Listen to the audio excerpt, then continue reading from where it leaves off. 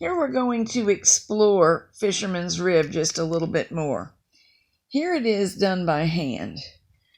Both sides look just alike.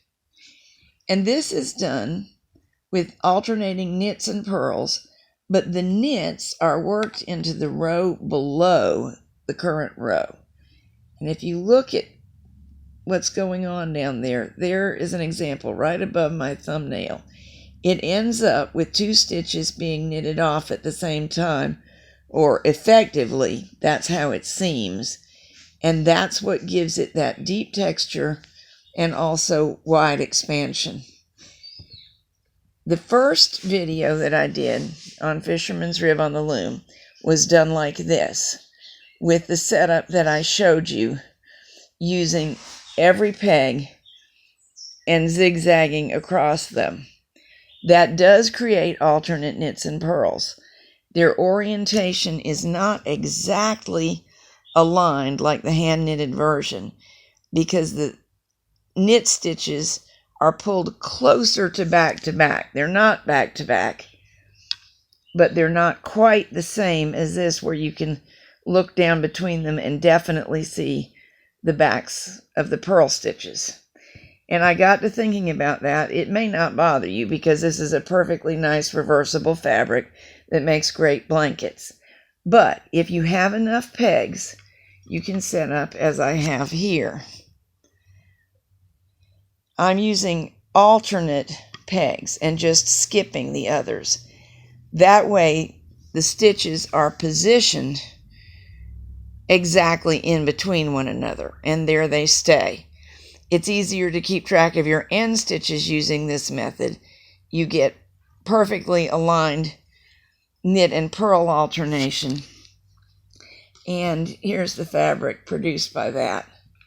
And now you see that you can definitely see the opposing column of stitches in between the 2 knits on the knit side. So that is definitely much more like the hand knitted one. Although they are all similar, you'd be really hard put to tell these apart once they were off your knitting tools. So that's the advantage. The disadvantage is it's going to take twice the number of pegs. So if you're knitting a queen size blanket, you're going to need long arms and a big lap. However, I thought that you would like to know this so as to be able to play around with it. Because if you only want a fisherman's rib scarf or sweater, very likely you have more than enough pegs to use them alternately and get them aligned just like the hand knitting version. Point to make. Since this can be done by hand using 2 needles, but you use 1 at a time, and knits and purls, a friend of mine was thinking out loud and saying, couldn't you do it on a single board? And I'm sure that she's right, that you could.